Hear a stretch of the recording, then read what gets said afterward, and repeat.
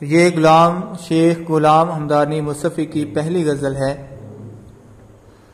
اس میں کہتے ہیں دنیا میں جب تلک کہ میں اندوگیں رہا، غم دل سے اور دل سے میرے غم کریں رہا، رونے سے کام بس کے شب ہم نشیں رہا، آنکھوں پہ کھینچتا میں سرے آستیں رہا، نازک مزاج تھا میں بہت اس چمن کے بیچ، جب تک رہا تو خندہ گل سے حزیں رہا، کہ ہمدم جو دیکھتا ہوں تو پہلو میں دل نہیں، بیٹھا تھا اس کے پاس میرا دل وہیں رہا، آخر کو ہو کہ لالا اگا نو بہار میں، خونے شہید عشق نہ زیر زمیں رہا، دی جان ایسے ہوش سے اپنی کے خلق کو، جینے کا میرے تادم آخر یقین رہا، یارانے گرم رو تو سب آگے نکل گئے، ان سے میں ننگے قافلہ پیچھے کہیں رہا، رکھوں میں روک کیونکہ دل اپنے کو مصفی،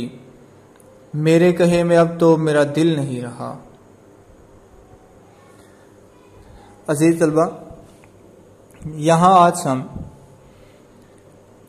غلام حمدانی مصطفی کی غزل نمبر 1 کا شعر نمبر 4 پڑھیں گے، کہ جو کہ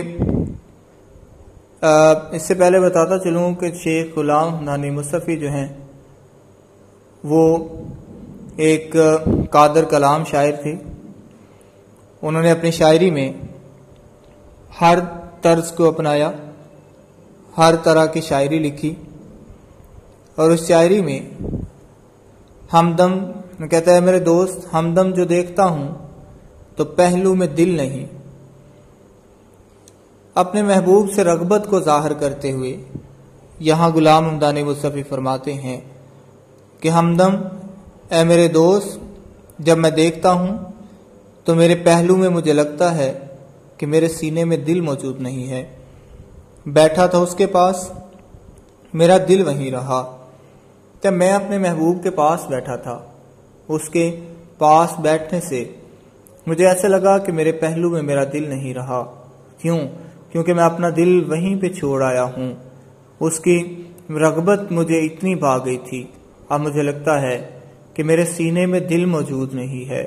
لیکن پھر کیا ہوا، پھر مجھے بچھڑنا پڑا، بچھڑ کر اس کا دل لگ بھی گیا تو کیا لگے گا، وہ تھک جائے گا اور میرے گلے سے آ لگے گا، تو میں مشکل میں تمہارے کسی کام آؤں یا نہ آؤں، مجھے آواز دے لینا تمہیں اچھا لگے گا، میرے ہاتھوں سے لگ کر پھول مٹی ہو رہے ہیں، میری آنکھوں سے دریا دیکھنا صحرا لگے گا، اور میں جس کوشش سے اس کو بھول جانے میں لگا ہوں، زیادہ بھی لگا تو ہفتہ لگے گا۔ کہتا میں ہمدم جو دیکھتا ہوں تو پہلو میں دل نہیں، مجھے لگتا ہے میرے پہلو میں، میرے سینے میں دل موجود نہیں ہے۔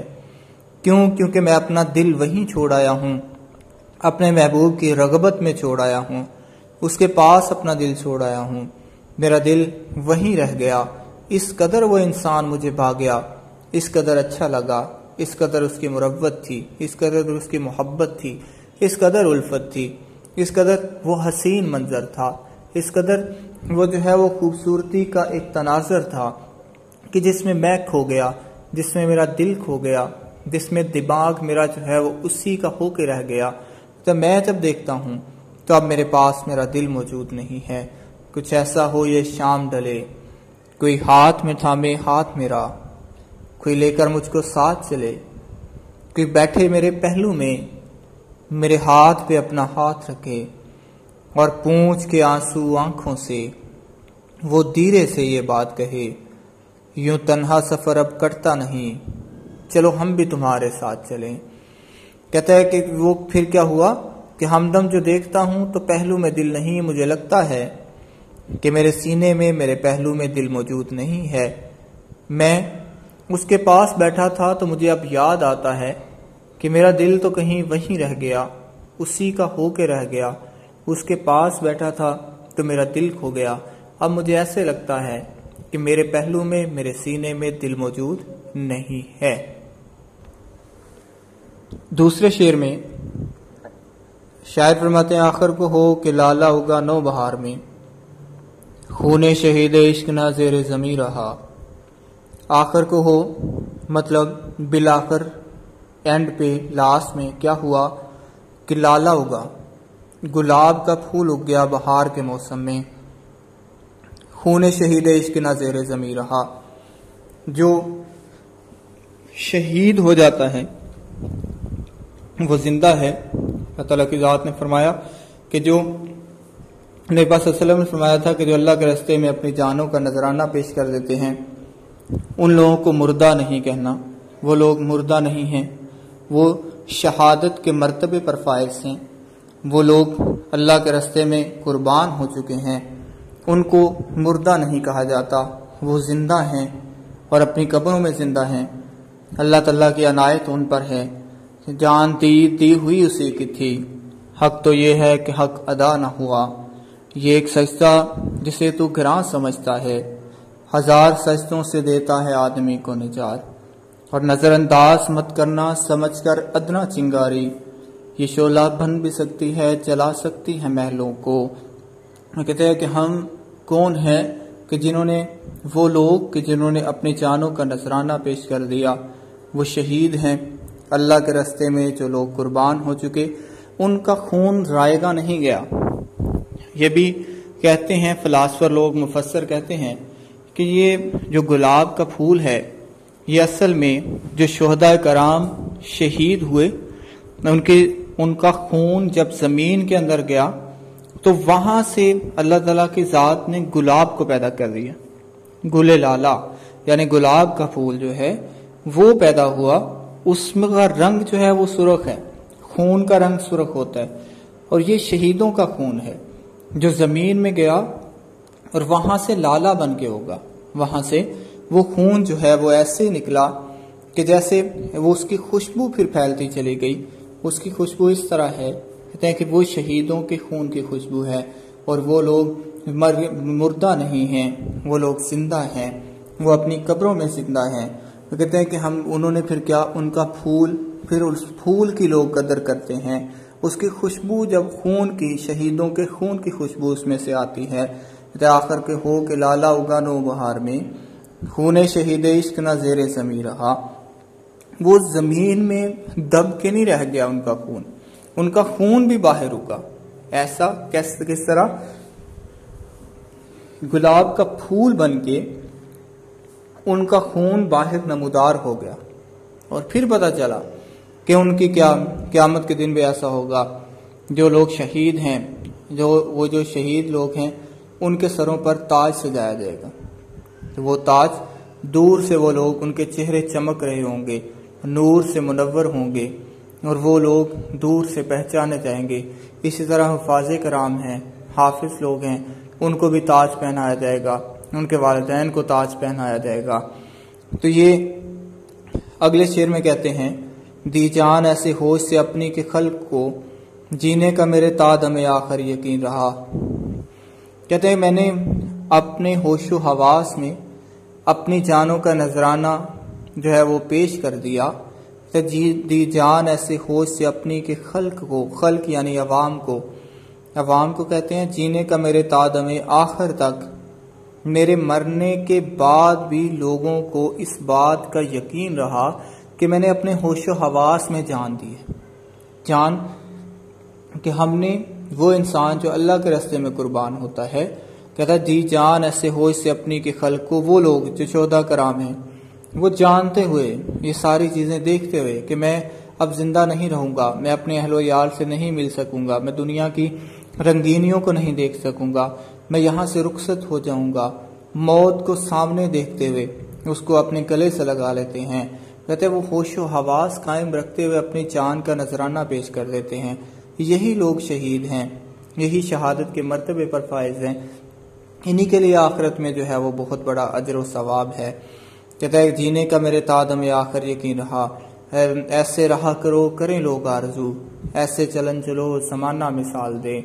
اور خدا تجھے کسی طوفان سے آشنا کر دے کہ تیرے بحر کی موجوں میں اضطراب نہیں ہے. مٹا دے اپنی ہستی کو اگر کچھ مرتبہ چاہے، کہ دانا خاک میں مل کر گل و گلزار ہوتا ہے. اور یہ کام کہتا ہے خدا نے آج تک اس قوم کی حالت نہیں بدلی، نہ ہو جس کو خیال آپ اپنی حالت کے بدلنے کا، اور نظر انداز مت کرنا سمجھ کر ادنا چنگاری، یہ شعلہ بن بھی سکتی ہے، جلا سکتی ہے محلوں کو۔ وہ کہتا ہے وہ لوگ جو کافر ہیں وہ ایسے لوگوں کو دور سے دیکھ کے ڈر جاتے ہیں، جیسے ایک اکیلا تنہا سلطان صلاح الدین ایوبی کھڑا ہوتا ہے اور اس کے مقابلے میں ہزاروں کی تعداد میں لشکر ہے تو وہ خوف زدہ ہوتے ہیں اس کو دیکھ کے۔ کیوں؟ کیونکہ وہ لوگ ہیں کہ جنہوں نے اپنے آپ کو تیار رکھا، جنہوں نے اپنے آپ کو اللہ کے راستے میں قربان کرنے کے لیے تیار رکھا، جنہوں نے دنیاوی لذتوں کو چھوڑا، جنہوں نے دنیا کے ساتھ اپنا دل نہیں لگایا، وہ لوگ کہ جنہوں نے اپنے آپ کو، اپنے جسم کو، اپنی خواہشات کو قربان کر دیا، یہ لوگ ہیں کہ جو شہادت کے مرتبے پر فائز ہوتے ہیں۔ تیارانے گرم رو تو سب آگے نکل گئے، ان سے میں ننگے قافلہ پیچھے کہیں رہا۔ یارانے گرم رو، تیز چلنے والے سارے لوگ آگے نکل چکے ہیں، چلنے والے نکل گئے، جو ٹھہرے ذرا کچل گئے۔ کہتے ہیں جو چلنے والے تھے وہ تو گزر جاتے ہیں، وہ اپنی منزل کو پا ہی لیتے ہیں، وہ جن کو عادت نہ ہو سہاروں کی۔ اور اے جذبہ دل گر میں چاہوں ہر چیز مقابل آ جائے، منزل کے لیے 2 گام چلوں اور سامنے منزل آ جائے۔ تیارانے گرم رو، جو میرے یار دوست تھے تیز چلنے والے، میرے سارے یار دوست مجھ سے آگے نکل گئے ہیں، ان سے میں ننگے قافلہ پیچھے کہیں رہا۔ میں پیدل چلتا ہوا اپنے یار دوست احباب سے پیچھے رہ گیا۔ یار دوست مطلب یہاں پہ شاعر اپنے آپ کو جو شہداء کرام کی لسٹ ہے اس میں شامل کرنے کی کوشش کرتے ہیں۔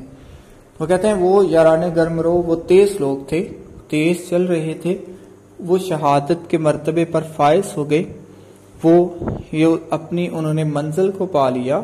اور پھر وہ لوگ کہ انہوں نے ایک ہوں مسلم حرم کی پاسبانی کے لیے نیل کے ساحل سے لے کر تاب خاک کے کاشگر، کہتے ہیں کہ وہ کاشگر یعنی دور تک، ویسے یہ شہر کا نام ہے، کہتے ہیں یارانے گرم رو تو سب آگے نکل گئے، ان سے میں ننگے قافلہ پیچھے کہیں رہا۔ اب میں پیچھے ہوں، میرے سارے یار دوست آگے نکل چکے ہیں، میری رفتار سست تھی، میں آہستہ چلتا تھا، اس لیے کہتا ہے کہ میری سستی اور کاہلی کی وجہ سے، یا مجھے اللہ تعالیٰ کی ذات نے شہادت کے لیے پسند نہیں کیا، ابھی میرا نام نہیں نکلا، اس لیے جن لوگوں کو میں جانتا تھا وہ بھی شہید ہو چکے ہیں۔ اور پھر کیا کہتا ہے، رکھوں میں روک کیونکہ دل اپنے کو مصفی، میرے کہے میں اب تو میرا دل نہیں رہا۔ غزل کا ہر شعر چونکہ اپنے اندر الگ معنی اور مفہوم رکھتا ہے، کہتا ہے کہ اس میں رکھوں میں میرے کہیں میں اب تو میرا دل نہیں رہا، کہتا ہے میں اب اپنے دل پہ کیسے قابو کروں، کیسے قابو پاؤں، کیسے اپنے دل کو کنٹرول کروں، کیسے اس کو سہارا دوں، کہ میرا دل اب میرے کہیں میں نہیں رہا، اب وہ میرے کنٹرول سے باہر ہے، اب وہ باتیں جو میں نہیں کہنا چاہتا وہ خود بخود میری زبان بیان کرتی ہے، میری زبان سے وہ الفاظ ادا ہوتے جاتے ہیں۔ تو یہی ایسا ہی لمحہ، ایسی ہی بات ہے کہ میرے کہنے میں، یعنی جو میں چاہتا ہوں کہ بات کو بیان نہ کروں، وہ خود بخود باتیں نکلتی ہیں۔ کیونکہ میرا دل جو ہے وہ اب میری بات نہیں مانتا۔ دل کی انتہا ہوتی ہے، احساسات و جذبات کی ایک لمٹ ہوتی ہے کہ اس کے بعد پھر خود بخود جو ہے وہ فیلنگز بندے کی جو دل میں ہوتا ہے وہ اس کے چہرے سے عیاں ہونا شروع ہو جاتا ہے، اس کے چہرے سے ظاہر ہونا شروع ہو جاتا ہے۔ اور پھر وہ کہتا ہے کہ اب میں اپنے دل کی کیفیت کو چھپا نہیں سکتا، اب میں اپنے دل کی باتوں کو چھپا نہیں سکتا، اب وہ خود بخود میرے چہرے سے ظاہر ہوتی چلی جاتی ہیں۔ اور ایسے ہی مصفی، یہ آخری شعر ہے غزل کا، اس کو شیخ غلام حمدانی مصفی نے اپنا یہاں پہ تخلص استعمال کیا۔ وہ کہتے ہیں کہ یہ آخری غزل کا شعر ہے، اس کو مقطع بھی کہتے ہیں اور یہ پیپر میں اکثر نہیں آتا ہوتا۔ یہاں تک ہمارے غزل نمبر 1 جو ہے مکمل ہو جاتی ہے۔ اس کے بعد ہم اگلے لیکچر میں دوبارہ سے ہم انشاءاللہ اس کو ایک دفعہ ریویو کر لیں گے۔